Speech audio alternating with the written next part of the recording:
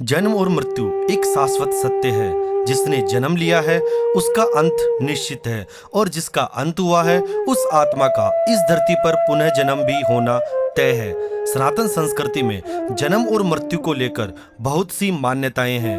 इन मान्यताओं में से एक है मृत्यु हो जाने के बाद मृत व्यक्ति के कपड़ों का क्या किया जाए। साथियों, आज हम आपको बताएंगे कि मृत्यु के बाद मृत व्यक्ति के कपड़ों का क्या करना चाहिए एवं मृत व्यक्ति के कपड़े क्यों नहीं पहनने चाहिए और ऐसा करने के पीछे क्या धार्मिक एवं वैज्ञानिक रहस्य छिपे हुए हैं। नमस्कार साथियों, एक बार फिर से स्वागत है आपका हिंदुइज्म मिस्ट्री में। मृत्यु एक बेहद धीमी प्रक्रिया है। जिस तरह जन्म एक क्षण में नहीं होता, गर्भस्थ शिशु को इस दुनिया में आने के लिए 9 या 9.5 महीने का एक लंबा इंतजार करना पड़ता है, कुछ ऐसे ही मृत्यु के साथ भी होता है। चिकित्सकों के द्वारा किसी व्यक्ति को मृत घोषित करने के बाद भी उस व्यक्ति की मृत्यु नहीं होती है, बल्कि उस शरीर में अभी भी कुछ सांसें शेष रह जाती है। वह शायद अभी भी जन्म और मरण के चक्कर के बीच एक जंग लड़ रहा होता है। वह शायद अभी भी मौत को हराने की कोशिश कर रहा होता है,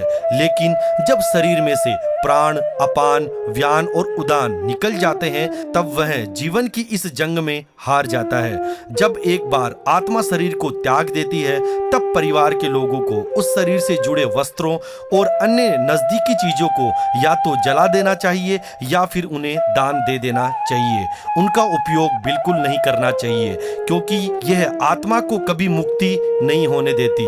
आत्मा उन वस्त्रों के उपयोग के कारण यह नहीं समझ पाती कि उसे अब इस धरती से चले जाना है। वह मृत्यु लोक को छोड़कर जाना चाहती है, लेकिन एक बंधन में बंध कर रह जाती है। वह अपने कपड़ों की गंध से अपने परिवार और अपने घर को पहचानती है, क्योंकि मृत्यु के बाद भी जीवन है। मृत्यु अंत नहीं है, बल्कि उस आत्मा की एक नई शुरुआत है। इसलिए आपको कोशिश करनी चाहिए कि मृतक के कपड़ों को या अन्य किसी सामान की वजह से मुक्त हो चुकी आत्मा की यात्रा को बाधित नहीं करना चाहिए। मान्यता है कि आत्मा स्वच्छंद है।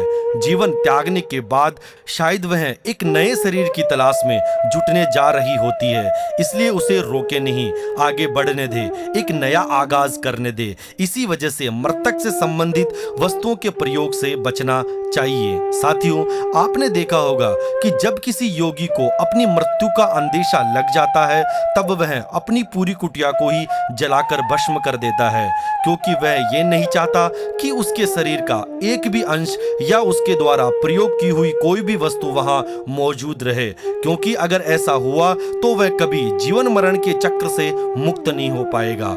इसलिए यह माना जाता है कि जब भी कोई व्यक्ति अपने प्राण त्याग देता है तब उसके द्वारा उपयोग किए हुए वस्त्रों को कभी भी पहनना नहीं चाहिए।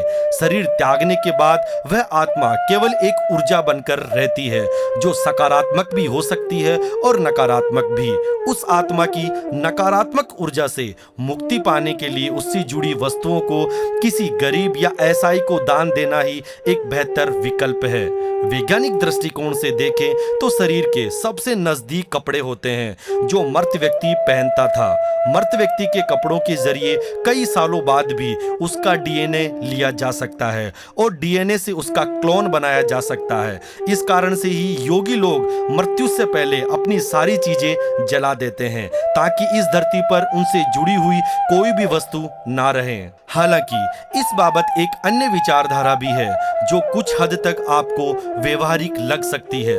दरअसल मृत्यु से कुछ समय पहले ही व्यक्ति की इम्यूनिटी कमजोर होने लगती है। इतना ही नहीं, अगर किसी व्यक्ति की मृत्यु किसी बीमारी की वजह से हुई हो तो भी यह बहुत हद तक संभव है कि उन वस्त्रों में कोई बैक्टीरिया या सूक्ष्म जीव रहे होंगे जिन्हें नग्न आंखों से देख पाना लगभग असंभव है। जो व्यक्ति उन कपड़ों को धारण करता है, मुमकिन है कि ये बैक्टीरिया उसके शरीर तक पहुंच जाएंगे।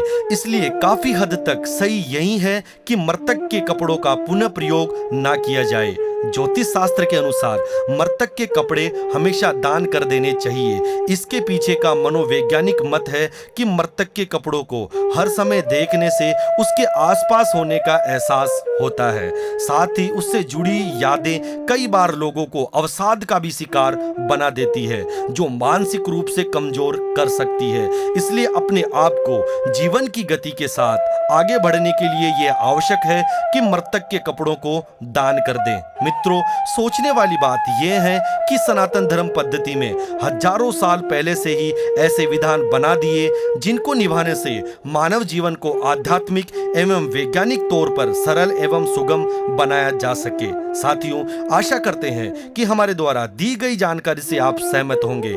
ऐसे ही रोचक तथ्यों के बारे में और अधिक जानकारी के लिए बने रहिए हिंदुइज्म मिस्ट्री के साथ। धन्यवाद। जय सिया राम।